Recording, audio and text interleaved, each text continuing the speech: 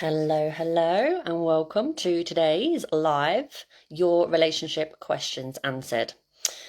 Now, I hope that I will be able to see the comments because I initially set up on the laptop, however, it doesn't want to play ball today. So we are here on the phone. Not ideal, but we have to improvise.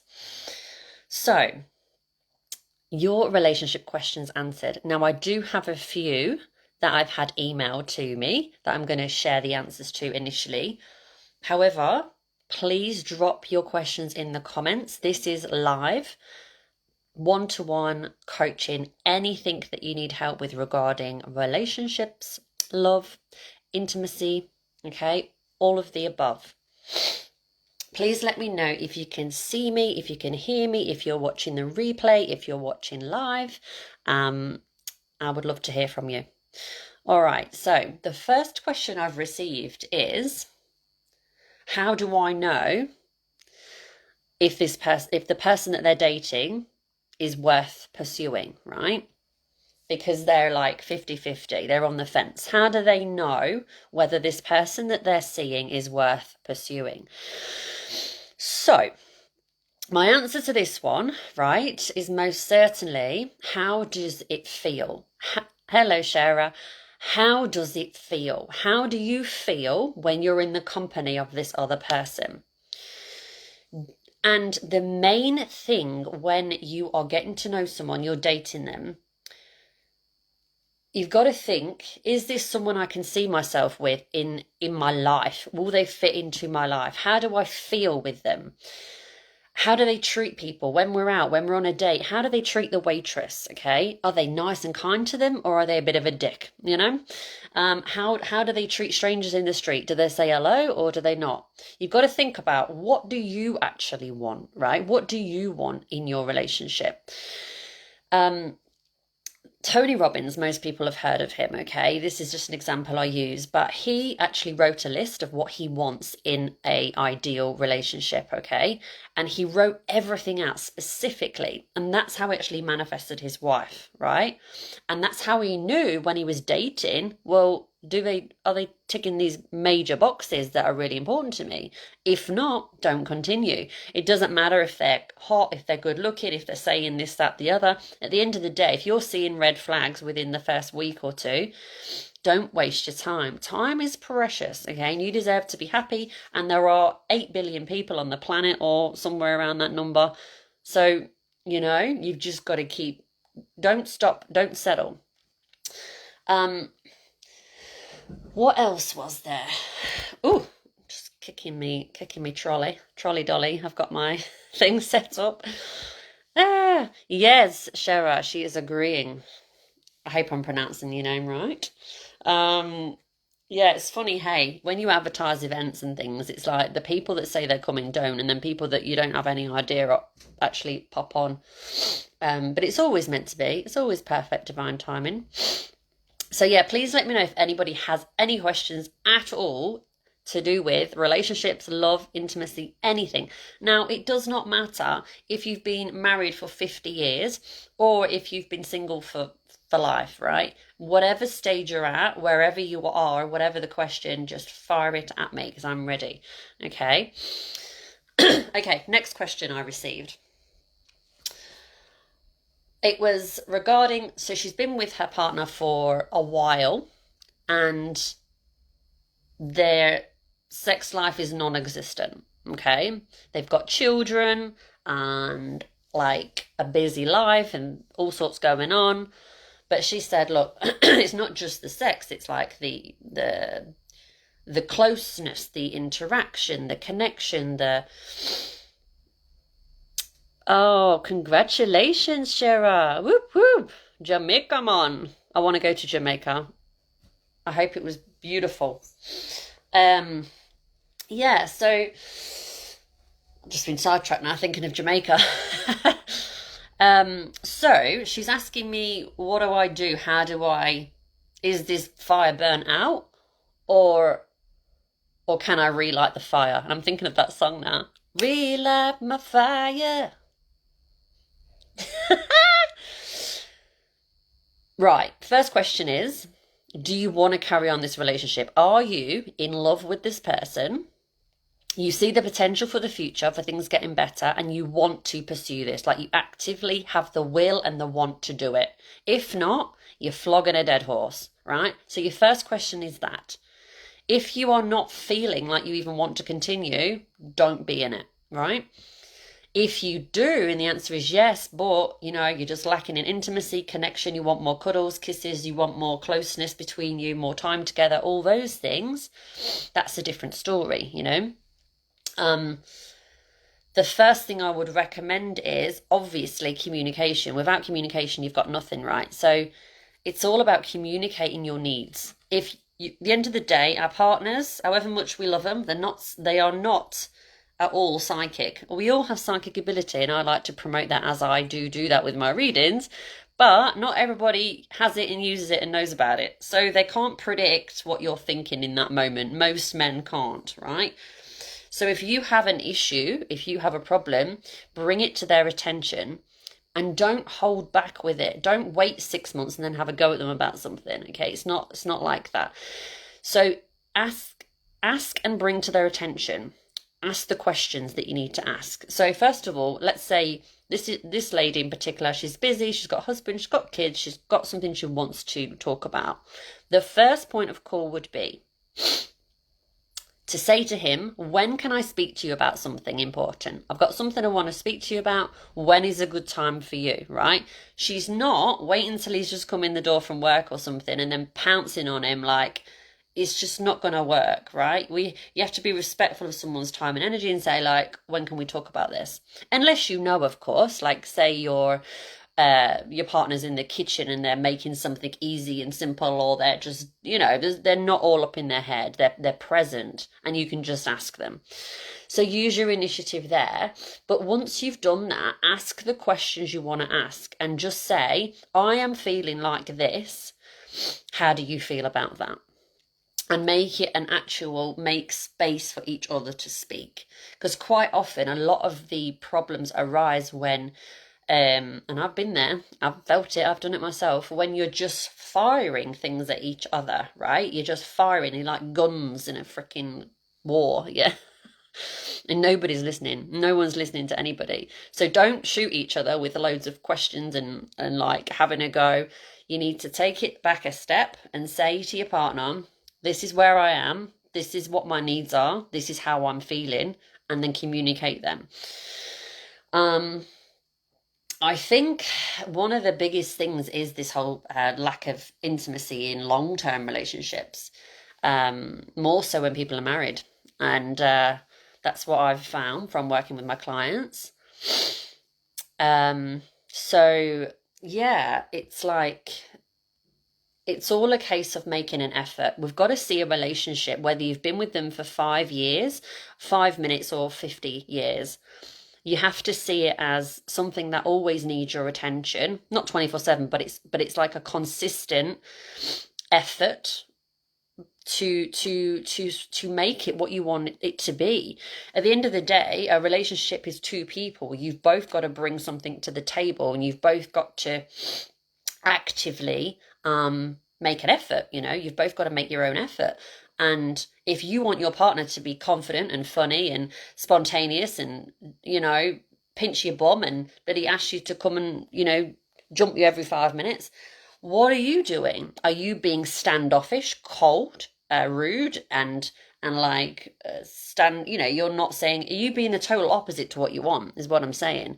If you want more affection, you have to give more affection. You can't just stand there complaining, because what that would do is actually repel them completely, right? I just saw a comment from a Danielle and now it's disappeared, so I don't know what you've said, my dear. It's completely gone. So it's about both of you meeting each other halfway and actually making an effort, right? Everything we can create whatever we want. Anyone can change if they want to. So you've got to know that if the two people in the relationship are both in love with each other and actually willfully want to move forward, then there is hope, right? There is definitely hope. So don't give up, don't stop just because it's difficult. The arguments or the disagreements or the working through of things is actually what builds you up as a person individually and as a couple, because you then work through that and then you move forward stronger, right? So it might feel like everything's falling apart, literally. I've been in situations where I think that the whole thing's ending and it's all, but basically that's my head going 10 million miles an hour and thinking the worst.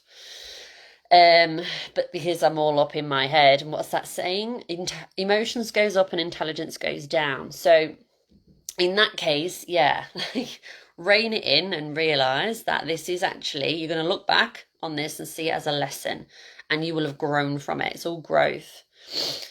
Okay, I'm seeing a question from Danielle. Hi, Michelle. Any guidance, please, and thank you. What question do you have, my dear? This is a live regarding relationships, intimacy, love, connection, with your partner, with your family, with your friends, with anything. It's anything to do with relationships. So just drop your questions, and I will come back to you. Let me just grab a bit of my tea. I've not long been back home, and I thought, right, let's get on that live, make a quick tea. I've changed how I have my tea, you know. I used to have it with cow's milk, I used to have it with sugar. Now it's got to be almond milk, ideally vanilla, and it's got to be honey. Yes, the honey. So, you know, and I'm making spag bowl tonight. Will we work together to manifest our dreams?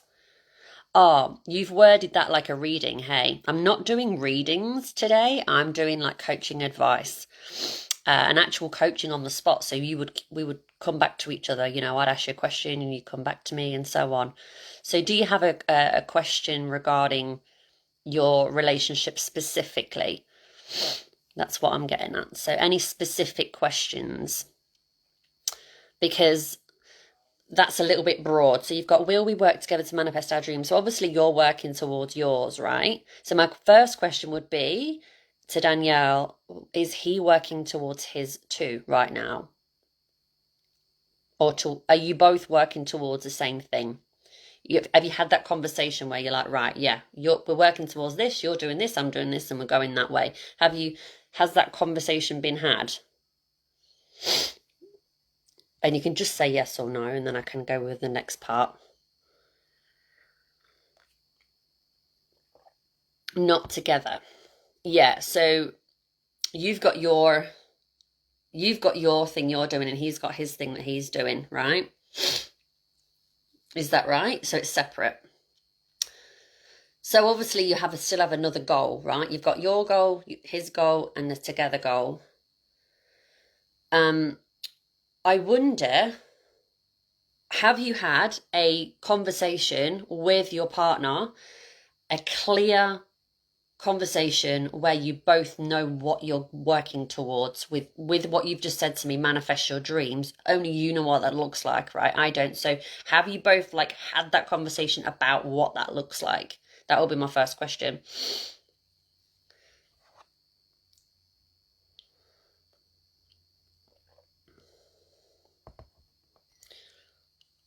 Did you just say yes? I'm seeing a yes. Okay, good. So you both know what you're working towards, right? I honestly, okay. Money is something, you know what? Money is something that a lot of people, and I know this is going outside the box a little bit, but a lot of people have money things to work on. It takes time. But if you are both in love, if you are both committed to each other, and if you both want to make yeah, exactly, it's energy. And if you both want to make it work and you both want to and are actively working towards your goal, whether money is a factor now or not, you will still get there, because where there's a will, there's a way. The money is just energy. It's just exchanging, you know, it's just a tool. It's not everything. So if your question was about you guys as a couple working towards your goal, and money is a factor, I'm assuming like probably say you don't have enough of it, etc., etc. You will definitely 110% work through whatever you're going through. Everything we go through is for a reason. A lot of us have, a lot of people have, and a lot of clients I've worked with, even myself, money blocks. And it's all around not feeling enough, not having enough. And it's all around that word enough. And it's all connected to how we feel, to what we've experienced growing up.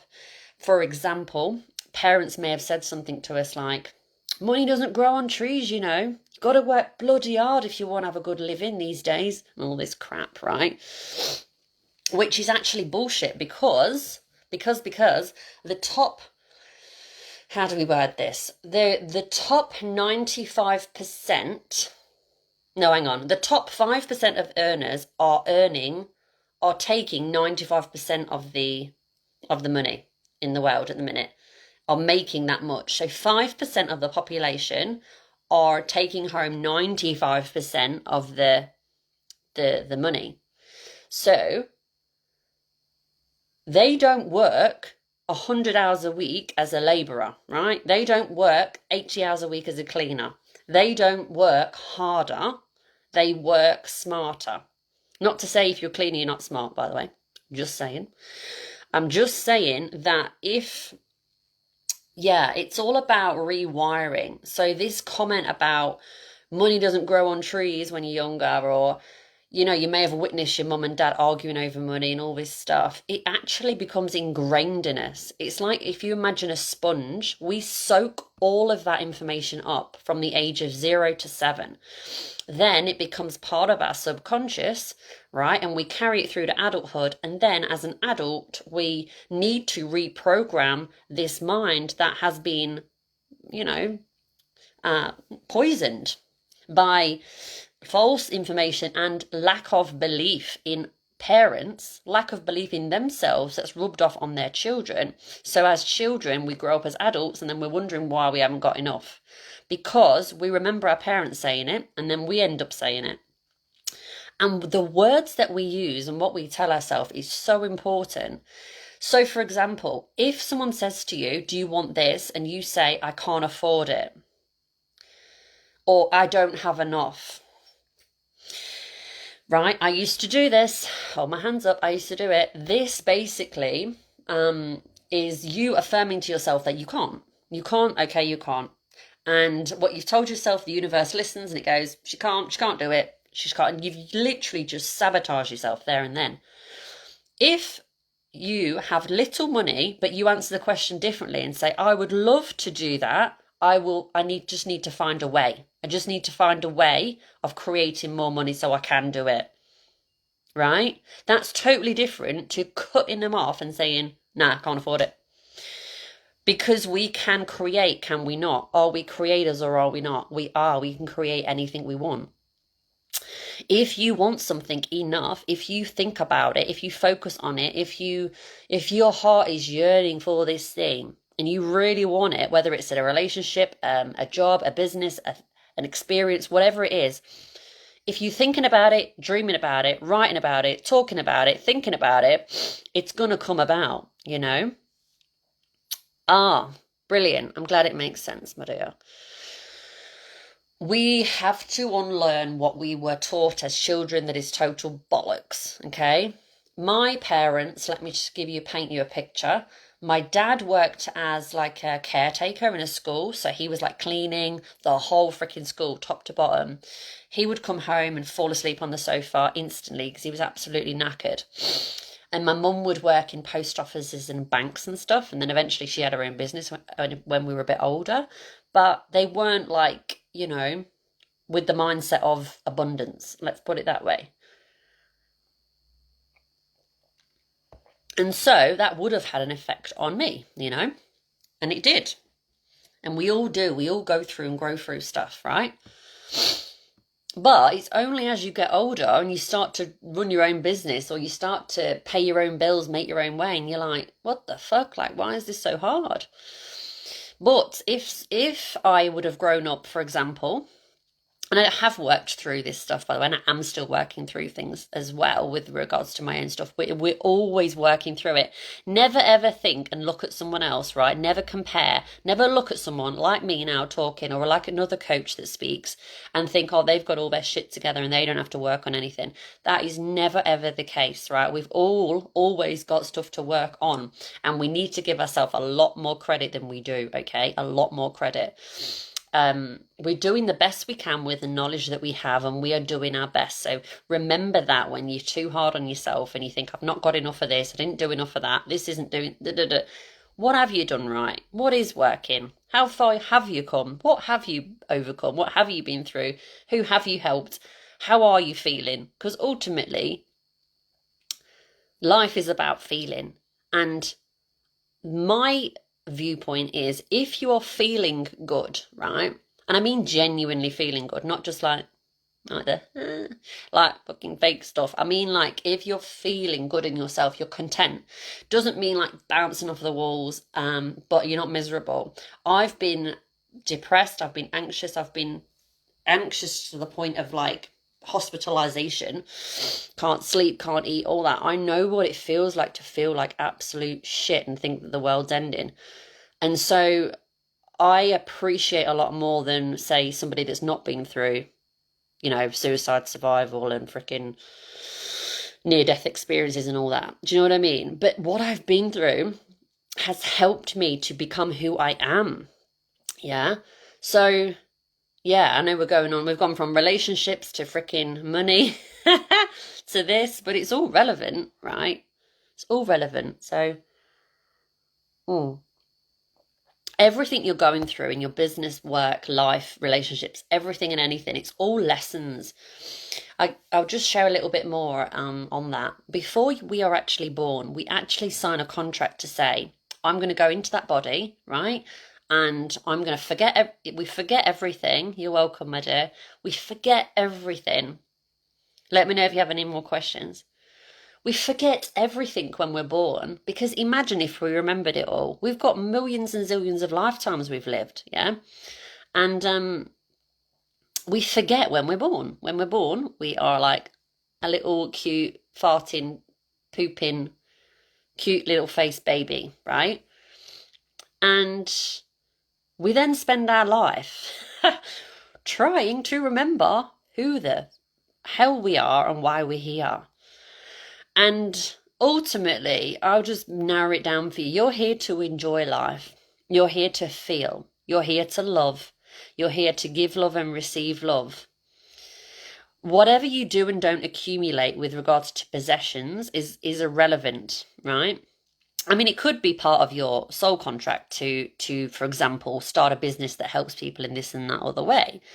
Yes, but that's to do with the impact. It's not actually to do with the amount of money, right?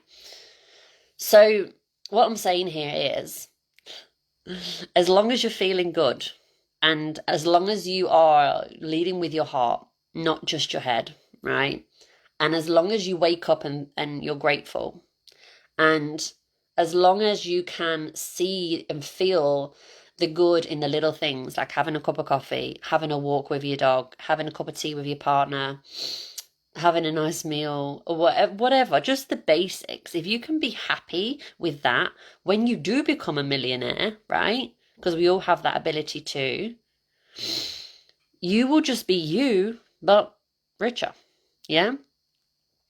So if you feel like you're rich now, if you feel like you've got it all now, and don't see abundance as multiple things, not just money, see it as relationships, see it as love, see it as, that kind of thing. Abundance is everything. It's not just money, right?